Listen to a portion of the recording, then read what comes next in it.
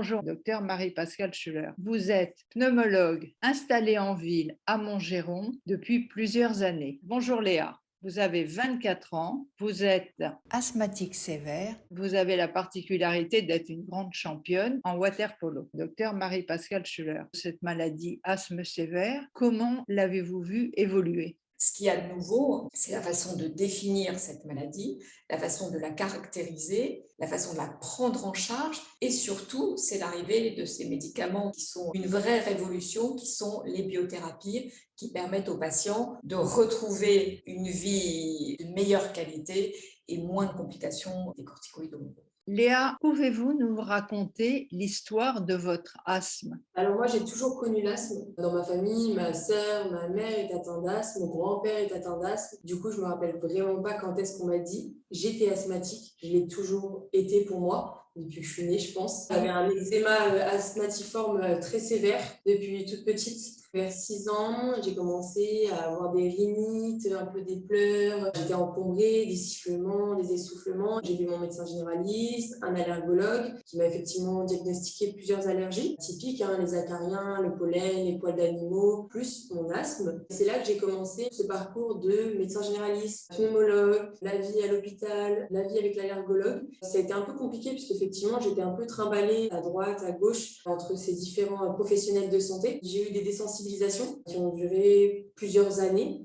J'ai toujours eu un traitement de fond. Voilà mon parcours jusqu'à aujourd'hui, jusqu'à ma rencontre avec Marie-Pascale Schuller il y a maintenant presque 6 ans, qui m'a redonné un souffle à ma vie vraiment. Qui vous a posé le diagnostic d'asthme sévère? C'est Marie-Pascale Schuller, ici présente, qui m'a prise en charge depuis 6 ans. J'ai eu 3 grosses hospitalisations qui m'ont amenée à voir Marie-Pascale Schuller. Je me suis dit, voilà, il faut que je me prenne en main, il faut que je me prenne en charge. Il me faut un pneumologue qui puisse me suivre vraiment à long terme. J'ai eu énormément de choses. J'ai trouvé Marie-Pascale Schuller, première pneumologue, et je suis là depuis 6 ans. Avant, vous étiez sous corticoïdes Oui, depuis mes 14 ans. C'était par cure. Souvent au printemps, avec les allergies, ça allait de pair. Et comment avez-vous ressenti le passage de ces corticoïdes par cure répétée à la première biothérapie? C'était un changement radical dans ma vie. Les corticoïdes m'ont fait énormément prendre de poids. J'avais des restrictions alimentaires sur 3-4 mois. C'était compliqué. C'était pas bien régulé, pas bien suivi. La biothérapie, elle m'a changé la vie. À bénéfice, j'en ai eu énormément. Donc, j'avais plus cette angoisse de ne pas oublier de prendre un bronchodilatateur sur moi, ne pas oublier en cas de crise, ne plus avoir de réveil nocturne. J'avais plus de sifflements nocturnes, j'avais plus de sifflements au quotidien.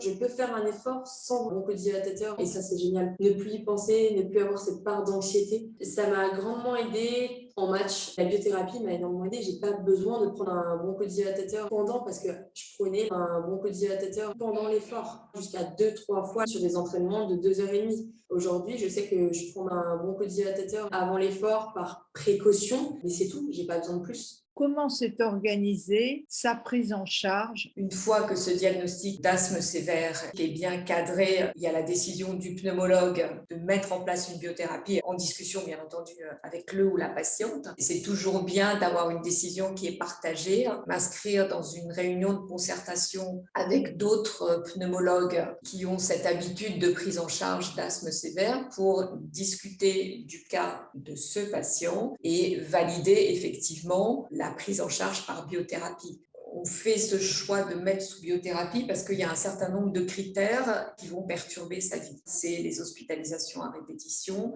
c'est le handicap sur sa vie quotidienne. Les objectifs fondamentaux pour nous, c'est vraiment la diminution des exacerbations, la diminution de l'utilisation de la cortisone par la bouche, la diminution des hospitalisations, ultérieurement, éventuellement, la diminution de consommation du traitement de fond. Après, c'est les objectifs de chacun, chacune. Le sport, c'est quelque chose de très important. Ici, c'est un objectif dans la vie du patient ou de la patiente, c'est un objectif aussi d'évaluation. Donc, ce bilan pré-consultation, ça devient notre bilan d'évaluation à chaque fois en consultation.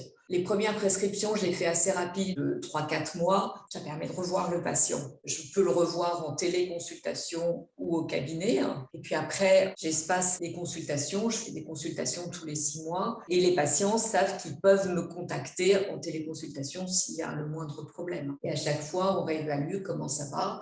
Combien de corticoïdes, combien d'exacerbations, est-ce qu'il y a eu des visites à l'hôpital dans votre vie, qu'est-ce que vous faites de plus, tous ces critères-là. Ce qu'on sait, c'est que la biothérapie, on part sur 3 à 5 ans et maintenant il y a des études dans les grands centres de référence qui se font pour dire peut-être qu'on peut aller à moins de 5 ans, on peut aller à 3 ans. À chaque fois, c'est avec le patient une réévaluation. Avec Léa en particulier, on a arrêté les biothérapies un peu avant les 5 ans parce que c'est une discussion qu'on a eue entre nous et ça a été le choix de Léa de dire on arrête, je vais bien. Et Léa savait et sait que si ça ne va pas, on reprend. Je suis extrêmement attentive à cette décision partagée. Nous insistons énormément sur la nécessité de voir pour un adolescent un pneumologue au moins une fois par an. C'est important de voir un pneumologue pour avoir un diagnostic de certitude, pour affiner le traitement et la dose minimum efficace et pour le suivi. C'est important de rappeler que la consommation de corticoïdes au long cours est dangereuse. Il vaut mieux avoir un pneumologue de référence plutôt que d'aller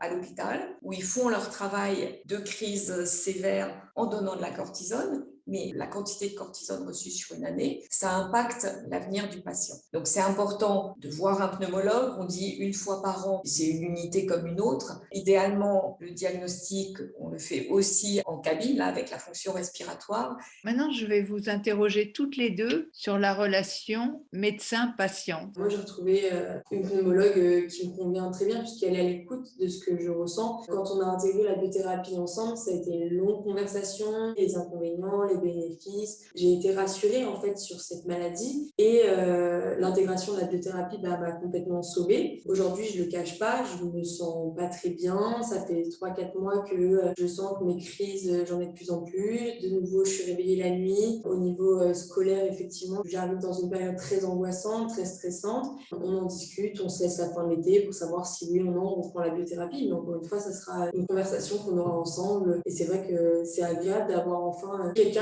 qui m'écoute en fait sur ce que je ressens et comment je le vis.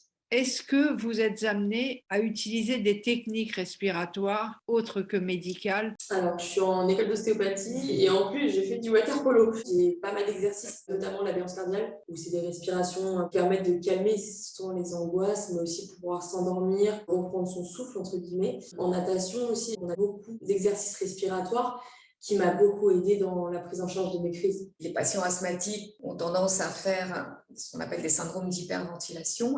Quand il y a de l'hyperventilation qui est associée, je leur fais faire des petits exercices ici, prendre conscience qu'il ne faut pas respirer ce que j'appelle avec les épaules, mais avec la base du thorax et les abdominaux. Je leur dis qu'il y a des exercices qu'on appelle de la cohérence cardiaque ou des exercices de méditation avec des applications qui peuvent les aider à gérer cette anxiété associée à l'asthme. Qu'est-ce que vous auriez comme conseil à dire à des jeunes? En tant que patiente, prendre soin de soi, s'écouter, trouver les médecins adéquats qui pourront nous écouter pour trouver les meilleurs traitements, pas oublier de prendre son traitement. Je sais que c'est une maladie chronique, je sais que c'est une maladie certainement à vie, mais aujourd'hui, il y a les traitements qui sont là, qui sont faits pour. Ne pas hésiter à en parler parce qu'autour de soi, il y a forcément des gens qui comprendront, des amis, de la famille qui comprendra et il faut en parler. Il faut vraiment en parler si on a le moindre problème, le moindre souci, que ce soit avec un traitement, une prise de traitement aussi, puisque c'est pas simple la prise de traitement. Bien écouter ses médecins, bien écouter sa famille, s'écouter soi d'abord. Marie-Pascale, vous, en tant que professionnelle, médecin, quelle est votre recommandation? C'est de voir un pneumologue, de raconter son histoire. C'est le traitement qui doit s'adapter au patient et pas le patient qui doit s'adapter à sa maladie. Aujourd'hui, on a vraiment des médicaments qui sont extraordinaires pour les patients et c'est à nous, professionnels et experts, à trouver le meilleur traitement pour que le patient puisse vivre une vie la moins handicapante possible.